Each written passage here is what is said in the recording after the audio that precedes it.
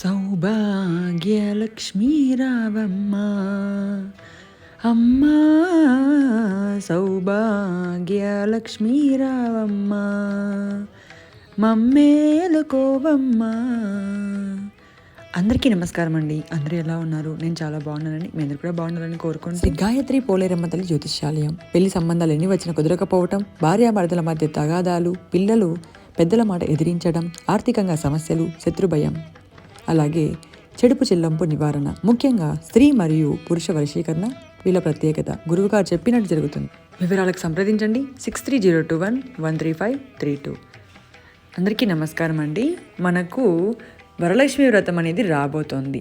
అయితే ఈ వరలక్ష్మి వ్రతము చిన్న పెద్ద, ధనిక పేద, ముసలి ముతక, ఆడవారు మగవారు, చిన్నపిల్లలు పెద్దవాళ్ళు అందరూ కలిసి అంగరంగ వైభవంగా తమకు ఉన్న స్తోమతలో చేసుకునే ఒక పెద్ద పండుగ. అలాగే వరాలను నొసగించే వరలక్ష్మి వ్రతం అనేది అందరికీ కూడా చేసుకోవాలని ఇష్టంగా ఉంటుంది. కానీ చాలామంది కలస మానవాయితీ ఉండదు, కానీ వాళ్ళకి చేసుకోవాలి అనిపిస్తుంది. అలాంటి వారు ఈ విధంగా మీరు పూజించినట్లయితే ఆ వరలక్ష్మీదేవి యొక్క ఆశీర్వాదాలు, కృపా కటాక్షాలు పొంది మన యొక్క కోరికలు నెరవేరుతాయి. అయితే ఎలా చేయాలి అన్న విషయానికి వస్తే, లక్ష్మీదేవి అలంకార ప్రియురాలు కాబట్టి మనకు నచ్చిన విధంగా మనకు ఉన్న దాంట్లో ఇలా ఒక చిన్న అలంకారం చేసుకోవడం నాకు ఇష్టం అనమాట. అందుకే ఇలా మీకు చిన్న అలంకారం ఎలా చేయాలి ఉన్నద వాటిల్లోనని నేను బ్లౌజ్ బీజులతోనే అలంకారం చేసి చూపించాను. ఆ తర్వాత అమ్మవారి ఫోటోకి మనం పీఠం పరుచుకోవాలి. దానికోసం ఒక అరటాకు కానీ విస్తరాకు కానీ, అది లేకపోతే తమలపాకు కానీ ఒకటి పెట్టుకొని దానిపైన తొట్టము తీసేసి దానిపైన కొద్దిగా బియ్యాన్ని వేసుకోవాలి. మళ్ళీ పసుపు కుంకుమ అక్షింతలతో అమ్మవారికి ఆహ్వానం పలకాలి. ఇక్కడ అమ్మవారి ఫోటోకి మనం చక్కగా ఎన్నో వేయాలి అనుకుంటాం. అంటే గాజుల మాల కానివ్వండి, పువ్వులు కానివ్వండి, ఎక్కువ పువ్వులు పెట్టాలి అనుకుంటాం. కాకపోతే వాటికి సీలలు అనేవి ఉండవు. అప్పుడు ఏం చేయాలి అంటే ఇలా ఒక రబ్బర్ బ్యాండ్ అనేది 1 లేదా 2 రబ్బర్ బ్యాండ్లు వేసేసి మనం అలంకారం చేసుకుంటే చాలా మంచిది. అలాగే ఈ రోజున మీరు కలశం లేకపోయినా ఇలా పూజ చేసి మనం పూజ అనేది పెట్టుకోవచ్చండి, అలంకారం చేసుకొని. అయితే ఎప్పుడు పూజ చేయాలి అంటే ఆగస్టు 16వ తేదీ మనకు వరలక్ష్మి వ్రతం వస్తుంది కదా, అప్పుడు ఉదయాన్నే లేచి ఇలా చేసుకోవాలి. అయితే వరలక్ష్మి వ్రతము సాయంత్రం చేసేవాళ్ళు అలాగే ఉదయం చేసేవాళ్ళు కూడా ఉంటారు. వాళ్ళు ఎప్పుడైనా కూడా ఇలా చేసుకున్నా పర్వాలేదు. మాకు ఆల్రెడీ కలశం ఉందండి, అప్పుడు మేము ఏం చేయాలి అంటే మిగిలిన 3 శుక్రవారాలు అది మీరు ఇలా చేసుకుంటే చాలా మంచిది. ఒక 2వ శుక్రవారమే వరలక్ష్మి వ్రతం రోజునే కాకుండా శ్రావణ మాసంలో వచ్చి అన్ని శుక్రవారాలు చేసుకోవడం చాలా మంచిది. చూడండి ఎంత చక్కగా రబ్బర్ బ్యాండ్లతో ఇలా నేను చక్కగా అయితే అలంకరించుకున్నాను అమ్మవారి ఫోటోని. ఆ తర్వాత ఆవులండి, కామధేనువులు అమ్మవారికి ప్రీతికరమైనవి, అలాగే లక్ష్మీ సౌభాగ్యాన్ని కలిగించేవి కదా. ఇవి నేను మీషోలో ఆర్డర్ చేశానండి. చాలా తక్కువ ధరకే వచ్చాయి. 2 కలిసి కూడా 100 రూపాయలకే వచ్చాయి. క్వాలిటీ కూడా చాలా బాగుంది. అలాగే మన వరలక్ష్మి వ్రతంలో కానీ అలాగే లక్ష్మీ పూజలో కానీ ఎప్పుడైనా లక్ష్మీ అమ్మవారికి ఇరువైపులా ఏనుగులు ఉండేటట్టు చూసుకోవాలి. ఆ ఏనుగులు ఏవైనా పర్వాలేదండి, వెండివైనా పర్వాలేదు, నార్మల్ ఏవైనా మట్టివైనా పర్వాలేదు. కాకపోతే ఏనుగులు తొండం ఎత్తేలా ఉండాలి. ఎందుకు అంటే అమ్మవారికి అభిషేకం చేస్తున్నట్లుగా ఉండాలన్నమాట. అలాగే ఇప్పుడు ఒక వెండి ప్లేట్ని తీసుకుంటున్నాను. అమ్మవారి విగ్రహం నా దగ్గర ఉందండి. ఎప్పుడు కూడా మీ దగ్గర విగ్రహం ఉన్నట్లయితే ప్రత్యేకించి ఇలా శ్రావణ శుక్రవారాలలో కానీ వరలక్ష్మి వ్రతం రోజున కానీ తప్పకుండా మీరు అభిషేకం చేయండి. కనీసం జలాభిషేకమైనా, కనీసం పాలాభిషేకమైనా చేయడానికి ప్రయత్నించండి. ఎప్పుడు అభిషేకం చేసినా కూడా అమ్మవారి కానీ ఏ దేవుడికైనా కూడా దీపారాధన తర్వాతే అభిషేకం అనేది చేసుకోవాలి. ఫస్ట్ అభిషేకం చేసేసి ఆ తర్వాత దీపారాధన చేద్దాంలే అలా అనుకోకూడదండి. తప్పకుండా దీపారాధన అయిన తర్వాత మనం ఏ దేవుడికైనా కూడా అభిషేకం చేసుకోవాలి. మరి అభిషేకం చేసుకుంటూ మనం ఏం చేయాలి అంటే శ్రీ సూక్తమైన చెప్పుకొని మనం పూజ చేసుకుంటూ, అష్టోత్తరమైన చెప్పుకొని మనం పూజ చేసుకుంటూ అభిషేకం చేసుకుంటూ ఉండాలి. ఈరోజు అభిషేకం అనేది ఎలా చేయాలి అంటే మనం అష్టోత్తరమైన చెప్పుకుంటూ అభిషేకం చేసుకోవచ్చు. లేకుంటే ఓం లక్ష్మీదేవి అయిన నమః, ఓం లక్ష్మీదేవి అయిన నమః అనుకుంటూ మనము అభిషేకం అనేది చేసుకోవచ్చు. ఇవాళ ప్రత్యేకించి వట్టి వేరుతో అభిషేకం చేయటం వల్ల మనకి లక్ష్మీ ప్రాప్తి కలుగుతుంది. ఇప్పుడే కాదండి, ప్రతి శుక్రవారము కూడా ఇలా నీటిలో కొద్దిగా వట్టి వేరును వేసి మనము నానబెట్టి ఒక 5 నిమిషాల పాటు మనం అభిషేకం చేస్తే చాలా మంచిదండి.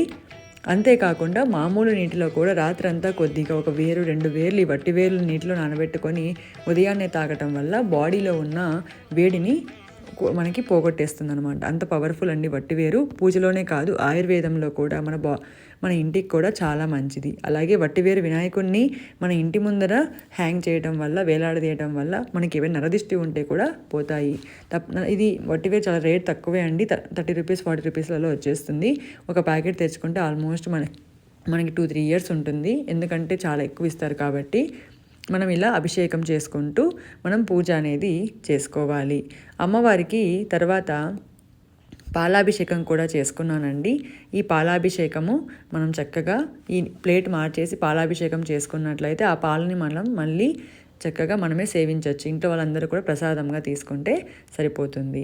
అయితే 2వ శుక్రవారం మాకు కుదరకపోతే ఎప్పుడు చేయాలి అంటే, ఈ వరలక్ష్మి వ్రతం రోజున మనకి 2వ శుక్రవారం ఆగస్టు 16వ తేదీ మనకు కుదరకపోతే ఆ ముందు వచ్చే ఒక వారం కానీ, అంటే 9వ తేదీ వస్తుందండి, ఆగస్టు 9. ఆ తర్వాత వచ్చే 2 శుక్రవారాలు కానీ చేసుకోండి. ఫస్ట్ 3 శుక్రవారాలు చేసుకుంటే చాలా మంచిదండి. ఈ 3 కూడా కుదరకపోతే 4వ శుక్రవారం అయినా చేసుకోవచ్చు.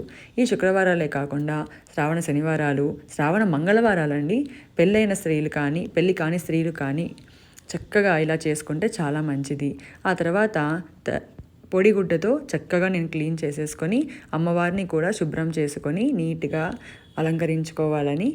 చిన్నది అష్టలక్ష్మి చెంబండి, ఇది నా దగ్గర ఉంది కాబట్టి, అమ్మవార్లు ఉన్నారు కాబట్టి ఇక్కడ నేను పెట్టుకుంటున్నాను.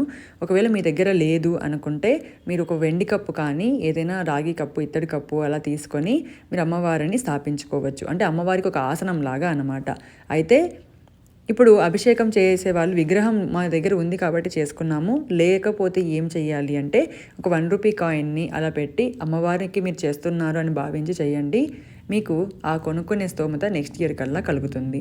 ఇలా చక్కగా అమ్మవారికి 8 అష్టలక్ష్ములకి బొట్టు పెట్టి నేను స్థాపించుకుంటున్నాను. ఇందులో కొద్దిగా నీటిని, అలాగే వట్టివేరుని, పసుపు, కుంకుమ, అక్షింతలని కలిపాను. అయితే ఇది కలసమా అంటే కలసం కాదండి, అమ్మవారికి ఆసనం లాగా. అమ్మవారు సముద్ర తనయని కదా, అందుకే సముద్రం తనయని లాగా నేను ఇవాళ అలంకరిస్తున్నాను అనమాట.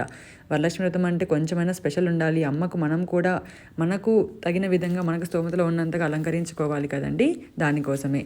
అలాగే అమ్మవారికి కమలాలంటే చాలా ఇష్టం. అందుకే ఒక్క కమలమైన ఈ వరలక్ష్మి వ్రతం రోజున పెట్టడానికి ట్రై చేయండి. ఆ రోజు రేట్ ఎక్కువే ఉంటుంది, కాకపోతే మిగిలిన పూలు రేట్ తగ్గించి ఈ ఒక్క పువ్వు అయినా పెట్టడానికి ట్రై చేయండి. అందుకే నేను ఇక్కడ అమ్మవారిని ఇలా స్థాపించుకుంటున్నాను. ఇలా తామర పువ్వులలో సముద్ర తనయునిగా మనకి ఇప్పుడే సముద్రంలో నుంచి పుట్టినట్టుగా అమ్మవారు ఉంది కదా, ఇలా చేయటం వల్ల మనకి లక్ష్మీ ప్రాప్తి అనేది కలుగుతుంది. తామర పువ్వులతో, అమ్మవారికి ఇష్టమైన వస్తువులతో మనం ఈరోజు పూజించడం వల్ల తొందరగా అమ్మవారు మనకి కృపా కటాక్షాలు అనేవి కలుగుతాయి. ఆ తర్వాత నా దగ్గర చిన్న ఏనుగులు కూడా ఉన్నాయండి, అవి పెట్టుకున్నాను. మళ్ళీ ఏనుగులు పెట్టాలా అంటే అవసరం లేదు, ఒక జత ఏనుగులు పెట్టుకుంటే చాలు. ఏ పూజకైనా కూడా వినాయకుడి పూజ కంపల్సరీ అండి. తప్పనిసరిగా మనం వినాయకుడిని పూజించిన తర్వాతే ఏ దేవుడినైనా పూజించాలి. లక్ష్మీదేవి అయితే మరీ మనం లక్ష్మీదేవిని పూజించాలంటే తప్పకుండా వినాయకుడిని పూజించాలి, అప్పుడే అమ్మవారు మనకు ప్రాప్తిస్తారు. దీనికి ఒక కథ కూడా ఉంది. అయితే ఇక్కడ కామాక్షి దీపాన్ని కూడా నేను పెట్టుకుంటున్నాను. కామాక్షి దీపాన్ని ప్రతి శుక్రవారం పెట్టినట్లయితే కూడా చాలా మంచిది కదా. ఒక్కొక్క శుక్రవారం ఒక్కొక్కలాగా, ఒక శుక్రవారం సౌభాగ్య దీపం, ఇంకొక శుక్రవారం ఇలా ఉప్పు దీపం, ఇంకొక శుక్రవారం కామాక్షి దీపం, ఇంకొక శుక్రవారం పగడాల దీపం, ఇలా అమ్మవారికి చాలా దీపాలు ఉంటాయి కదండి. అలా దీపాలు పెట్టుకొని మీరు పూజించుకున్నట్లయితే చాలా మంచిది. ఇలా అమ్మవారి కామాక్షి దీపాన్ని కూడా నేను దీపారాధన చేసుకున్నాను. ఆ తర్వాత కొన్ని పువ్వులతో, కొంచెం సువాసన భరితమైన లిల్లీ పువ్వులు, రోజా పువ్వులు, గులాబీ పువ్వులు, అలా పువ్వులతో మనం అలంకరించుకోవడం వల్ల చాలా మంచిది. అలంకరణలో మనం అమ్మవారికి ఎంత అలంకరణ చేసినా తక్కువగానే ఉంటుంది కదా, అందుకే మనం ఎంత అలంకరణ చేసి మనకి ఎంత కావాలంటే అలా చేసుకోవచ్చు. ఆ తర్వాత ఇవాళ అమ్మవారికి మనము పంచోపచార పూజ కానీ, షోడశోపచార పూజ కానీ చేసుకోవచ్చు. అలాగే నైవేద్యముగా నానబెట్టిన నల్ల శనగలు పెట్టాలండి. అలాగే ఇంటికి వచ్చిన ముత్తైదువులకు కూడా మనము తాంబూలంలో పెట్టాలి. ఆ తర్వాత ప్రత్యేకంగా ఈ రోజున మనం ఇలా ఒక వెండి గిన్నె తీసుకొని అందులో కాచి చల్లార్చిన ఆవు పాలు చేర్చి, దాంతో పాటుగా కొద్దిగా కండకలకండను కానీ, అలాగే చక్కెర కానీ, ఈ రెండిట్లో ఏదైనా వేసి దానిపైన కుంకుమ పువ్వును వేసి మనం అమ్మవారికి నైవేద్యంగా పెట్టాలి. ఈ ఒకరోజే కాదండి, ప్రతి శుక్రవారము మనము నైవేద్యంగా డ్రై ఫ్రూట్స్ అలా పెడుతూ ఉంటాం కదా. అయితే ఈ పదార్థాన్ని పెట్టడం వల్ల చాలా మంచిది. అయితే పూజ అయిన తర్వాత కూడా ఇది ఇంట్లో అందరూ కూడా కొద్ది కొద్దిగా ప్రసాదంలాగా మనం సేవించుకోవాలి, ఇంట్లో వాళ్ళు మాత్రమే తీసుకోవాలి. ఆ తర్వాత మన ఇష్టం అండి, మన స్తోమతను బట్టి 11 రకాలు, 9 రకాలు, 5 రకాలు నైవేద్యాలు మనం పెట్టుకోవచ్చు. ఇలా మనం అన్నీ కూడా నైవేద్యాలు పెట్టుకున్నాక అమ్మవారికి ధూపం, దీపం, అలాగే సాంబ్రాణి, తాంబూలం ఇవన్నీ కూడా సమర్పించుకోవాలి. ఇలా ధూపాన్ని చూపించాక మనము మిగిలిన పూజ అంతా కూడా స్టార్ట్ చేసుకోవాలి. అలాగే లక్ష్మీదేవికి, అలాగే ఏ దేవతామూర్తికైనా ఒక పరిమళమైన సువాసన అంటే చాలా ఇష్టం. దానికోసమే పూజలో జవ్వాదుని, పచ్చకర్పూరాన్ని, అత్తరులని వాడుతున్నాను. నేనే కాదండి, మీరందరూ కూడా ఏదో ఒక అత్తర్ని, జవ్వాదుని, పచ్చకర్పూరాన్ని పూజలో, అలాగే పూజ సామాగ్రి పైన, అమ్మవారి ఫొటోస్ పైన, పువ్వుల పైన, అన్నిటిపైన కొద్ది కొద్దిగా వెదజల్లాలి. దీనివలన మనలో పాజిటివిటీ వస్తుంది, ఇంట్లో కూడా ఒక మంచి సువాసన వస్తుంది. ఏదైనా ఒక స్మెల్ బాగుంటే మన మైండ్ కూడా బాగా పనిచేస్తుంది కదండి. అలాగే అమ్మవారు కూడా తొందరగా ఈ సువాసనకు ఆకర్షితురాలై మన ఇంటికి తొందరగా వచ్చేస్తారనమాట. దానివల్ల మన మనసులో ఉన్న కోరికలు, అలాగే మన ఇల్లు అంతా కూడా బాగుంటుంది. ఆ తర్వాత మనము తాంబూలాన్ని సమర్పించాలండి. తాంబూలముగా మీ దగ్గర చీర ఉన్నట్లయితే చీర పెట్టుకోండి. ఆ చీర మళ్ళీ నెక్స్ట్ ఇయర్ కానీ ఆ లోపల కానీ మీరు కట్టుకుంటే సరిపోతుంది.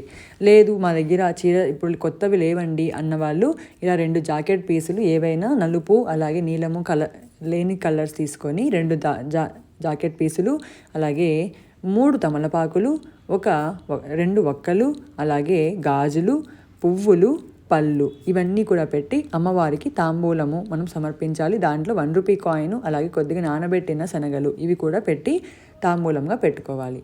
ఆ తర్వాత మనము తప్పకుండా ఇవాళ అష్టోత్తరము చెప్పుకోవాలండి. అష్టోత్తరం చెప్పుకోవాలి ఉదయం అలాగే సాయంత్రం. మీరు ఉదయం పూట ఇలా అష్టోత్తరం చెప్పుకొని సాయంత్రం కుంకుమ పూజ చేసుకుంటే చాలా మంచిది. ఎప్పుడు కూడా కుంకుమ పూజ సాయంకాలం వేళ చేసుకోవాలి.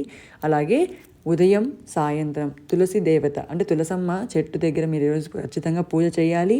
ఇంటి ముందు మనం గడపకి పూజించాలి. ఆ తర్వాత ఇలా పూజ గదిలో చేసుకోవాలి. ఫస్ట్లో చెప్పడం నేను మిస్ అయ్యాను, అందుకే ఇప్పుడు చెప్తున్నాను.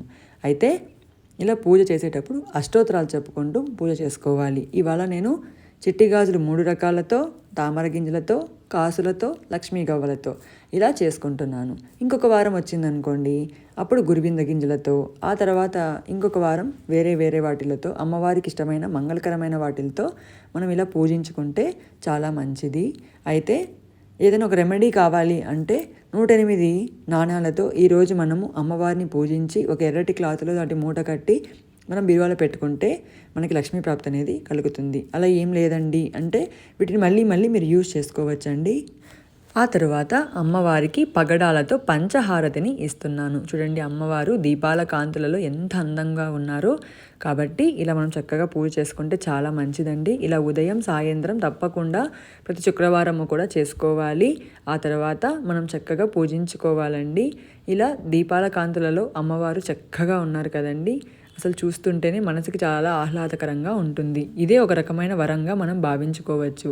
ఆ తర్వాత అమ్మవారికి చామరతో మనము కొద్దిగా ఆసనం అనేది అంటే ఒక విశ్రాంతిలాగా అమ్మవారికి ఇవ్వాలి. ఇలా ఇచ్చాక మనం కొబ్బరికాయను సమర్పించి పూజను సమాప్తం చేసుకోవాలి. ఒకవేళ మీరు వరలక్ష్మి వ్రతం రోజున చేస్తున్నారు, నాకు పూర్తి ఫలితం రావాలి అంటే ఈ రోజున ఒక వ్రతకథ ఉంటుందండి, అది చదివితే సరిపోతుంది. ఆనవాయితీ ఏమీ లేదు కాబట్టి తోరము అవన్నీ కట్టుకోవాల్సిన అవసరం లేదు. ఇదండి ఇవాళ వీడియో. మీకు నచ్చితే లైక్ చేయండి, షేర్ చేయండి, సబ్స్క్రైబ్ చేయడం మాత్రం మర్చిపోకండి. అందరూ కూడా బాగుండాలి, అందులో మనం కూడా ఉండాలని కోరుకుంటూ సర్వేజన సుఖినో భవ.